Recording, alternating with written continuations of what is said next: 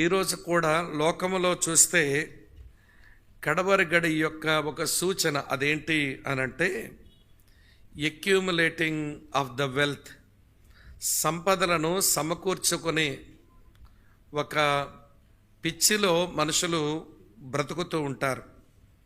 ఇక ఏది చేసినా నాకేంటి, ఏది చేసినా నేను ఏమి రెండు రాళ్ళు వెనకేసుకోగలను, ఏది చేసినా నేనేమి సంపాదించుకోగలను అన్న ఆరాటములోనే మనుషులు బ్రతుకుతారు. ఈ రోజున స్వదేశంలో, ఈ రోజున విదేశాల్లో మరి బ్రతుకుతున్న మనవారిని మనం చూస్తే, సరే జీవనోపాధి కొరకు ఎక్కడికైనా వెళ్ళాలి, ఏ పనైనా చేసుకోవాలి, దాన్ని మన కాదని మనం అనలేం. కానీ ఈ చివరి దినాల్లో ధన సముపార్జన అనగా విస్తృతమైనటువంటి ధనాన్ని పోగేసుకోవాలి అన్న ఆరాటంలో దాని కొరకు చాలా త్యాగాలు చేసుకుంటున్న మనుషులు నేడు సమాజంలో కనబడుతున్నారు. అందుకేనేమో యాకోబు ఇలా రాశాడు. యాకోబు రాసిన పత్రిక 5వ అధ్యాయం మొదటి 3 వచనాలు చూడండి. యాకోబు రాసిన పత్రిక 5వ అధ్యాయం మొదటి 3 వచనాలు. ఇదిగో ధనవంతులారా, మీ మీదికి వచ్చడి ఉపద్రవమును గూర్చి ప్రలాపించి ఏడువడి. మీ ధనము చెడిపోయెను, మీ వస్త్రములు చిమ్మెటలు కొట్టినవాయెను, మీ బంగారము మీ వెండియు తుప్పు పట్టినవి, వాటి తుప్పు మీ మీద సాక్ష్యముగా ఉండి అగ్ని వలె మీ శరీరములను తినివేయును. అంచె దినముల యందు ధనము సమకూర్చుకుంటిరి. చివరి మాట మీరు పట్టుకుంటే, అంచె దినముల్లో లోకములో కనబడే సూచన ధనమును కూర్చుకోవడానికే అంచె దినముల్లో మనుషులు బ్రతుకుతుంటారు అని దైవజనుడు ఎంత స్పష్టంగా చెప్పడం ఈ లేఖనాల్లో చూస్తున్నాం. అది మనకు కనబడుతుంది కూడా సమాజంలో. కాబట్టి ప్రియులారా, లోకములో ఒక సూచన చాలు.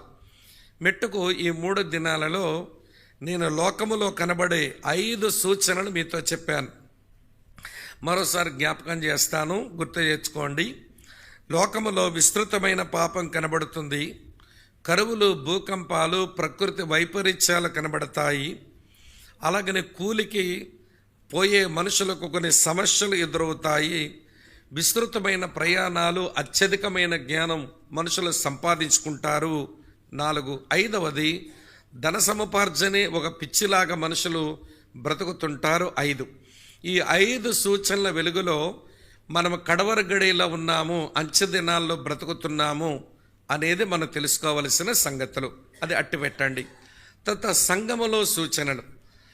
గత 2 దినాలు 4 సూచనలు చెప్పాను. ఇప్పుడు 5వ సూచన చెప్పి మళ్ళీ 5 జ్ఞాపకం చేస్తాను. మత్తయి సువార్త 24వ అధ్యాయం, మత్తయి సువార్త 24వ అధ్యాయం మనకు తెలిసిన వచనమే, కానీ సందర్భం నేను చదువుతున్నాను. 14వ వచనం, 24, 14. మరియు ఈ రాజ్య సువార్త సకల జనములకు సాక్షార్థమై లోకమందంతటను ప్రకటించబడును, అటు తరువాత అంతం వచ్చును. ఇదేమి చెబుతుందంటే వరల్డ్ వైడ్ ఎవాంజలిజం, ప్రపంచమంతా జరిగేటువంటి సువార్తీకరణ. నమ్మారా నమ్మలేదా అది ఇక్కడ ప్రశ్న కాదు. ప్రభువుని అంగీకరించినారా అంగీకరించలేదా అది ప్రశ్న కాదు. ప్రభువుని వెంబడించే వాళ్ళు తయారయ్యారా లేదా అది ఇక్కడ ప్రశ్న కాదు. కానీ దేవుడు తన సువార్తను ప్రతి ఖండములోనికి, ప్రతి దేశంలోనికి, ప్రతి రాష్ట్రములోనికి, చివరికి ప్రతి పట్టణం పల్లెల్లోనికి కూడా ఏదో ఒక సాధనం ద్వారా తన సువార్తను అంతటా వ్యాపింపచేసే దిశగా దేవుడు పనిచేస్తూ ఉన్నాడు. ఇదివరకటి కాలము కంటే నేటి దినాల్లో మనకు సమృద్ధిగా ఉన్న ఈ రిసోర్సెస్ మనం చూస్తున్నప్పుడు, ఈ ఇంటర్నెట్, అలాగనే ప్రియులారా టెలి ఎవాంజలిజం, దాంతోపాటు యూట్యూబ్స్, ఇవన్నీ మనుషులు వెళ్ళలేని చోటికి సువార్త మాటలు వెళ్ళిపోయే రీతిలో ప్రియులారా పని జరుగుతూ ఉంది. నమ్మేరెంతమంది, నమ్మలేదెంతమంది అక్కడ ప్రశ్న కాదు. సువార్త సత్యాలు మనుషుల చెవిలో పడ్డాయా లేదా అన్నదే ప్రాముఖ్యం. ప్రియులారా, దేవుడు తన కుమారుని లోకానికి పంపిన మాట, ఆయన 33.5 సంవత్సరాలు జీవించి తాను సిలువలో మరణించిన మాట, మృత్యుంజయుడై ఆయన తిరిగి లేచినటువంటి మాట, ఆయన ఆరోహణుడై తండ్రి దగ్గరకు వెళ్ళినటువంటి మాట, ఆయన ఒకరోజు మరలా తిరిగి వస్తాడు అనే మాట ఏదో ఒక రీతిగా ఏదో ఒక సాధనం ద్వారా మనుషుల యొక్క చెవుల్లో పడేలాగా ప్రపంచ సువార్తీకరణకు దేవుడు మార్గాలు సరళం చేశాడు, జరిగిపోతూ ఉంది. ఇది మనకేమి చెబుతుంది అని అంటే, ఎవాంజలిజం ఎక్స్ప్లోషన్ జరుగుతుంది, సువార్త విస్ఫోటనం జరుగుతుంది ఈ రోజుల్లో ప్రపంచంలో.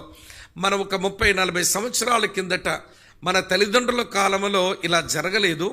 కానీ ఈ రోజుల్లో అనేకమైన సాంఘిక మాధ్యమాల ద్వారా లేక సాంకేతిక పరిజ్ఞానం ద్వారా సువార్తీకరణ విస్తృతంగా వెళ్ళిపోతుంది.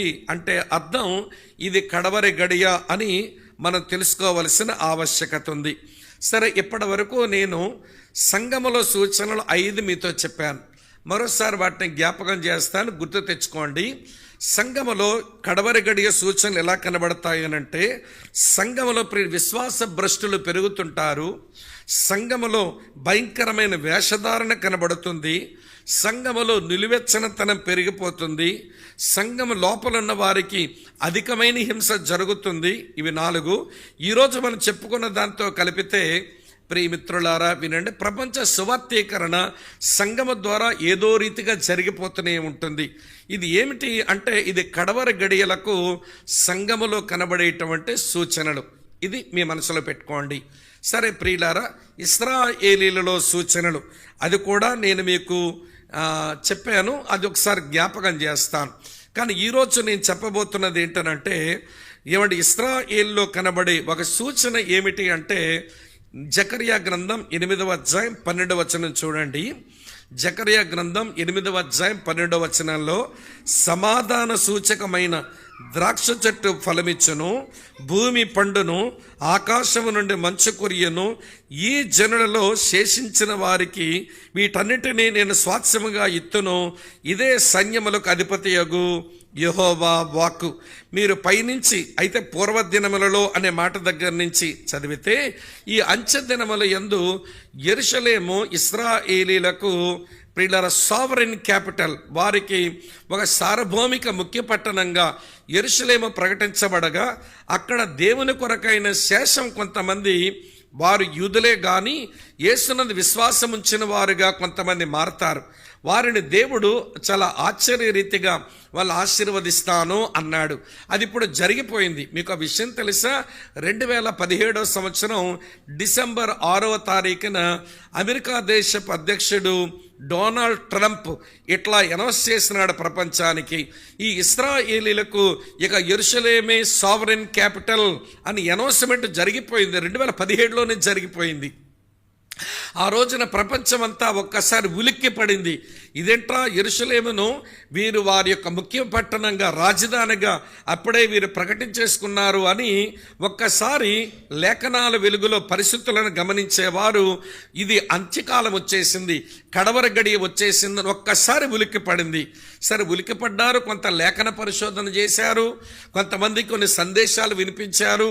కానీ మళ్ళీ యథావిధిగానే మనుషులు మారుతున్నారు. ఎందుకంటే మనుషులు నైజమంతే కదా, ఏదైనా దాని తీవ్రత ఉంటే అప్పుడు చాలా బాగుంటారు, అది కొంచెం చల్లబడితే అన్నీ మర్చిపోతుంటారు. అంతెందుకు, కరోనా వచ్చింది. కరోనా వచ్చినప్పుడు ఎంత బాగా దేవుడు జ్ఞాపకం వచ్చాడో ఈ మనుషులకు. కరోనా తీరిన తర్వాత పరిస్థితులను చక్కబడ్డాక అసలు కోవిడ్-19 మర్చిపోయినట్టుగా మనం బతుకుతున్నాం ఈ రోజుల్లో. అదే జరిగింది. 2017 డిసెంబర్ 6వ తారీఖున యెరూషలేమును ఇశ్రాయేలీయులకు రాజధానిగా డొనాల్డ్ ట్రంప్ అనౌన్స్మెంట్ ఇచ్చినప్పుడు ఇదేదో జరగబోతుంది అన్నట్టు కనిపించింది. అవును, అది చివరి గడియల్లో జరగవలసిన దానికి పునాది పడినట్టుగా ఉంది. అది వారికి రాజధాని అవుతుంది. అలాగనే ఆ ప్రాంతంలో ఇదివరకు అంగీకరించని, ఇదివరకు దేవునికి విరోధంగా నిలిచిన యూదులు ఆయన నమ్ముకుంటారు. దేవుడు కూడా ఇదివరకు తన ప్రజలతో వ్యవహరించినట్లు అంచె దినముల్లో, కడవర దినములలో ఇశ్రాయేలీయుల విషయమై నేను వ్యవహరించను అన్నాడు. కావాలంటే చూడండి, ఇక్కడే 8:11 ఏమి రాసిందో. అయితే పూర్వ దినములలో నేను ఈ జనులలో శేషించిన వారికి విరోధనై ఉన్నట్టు, చూస్తున్నారా, గమనించారా?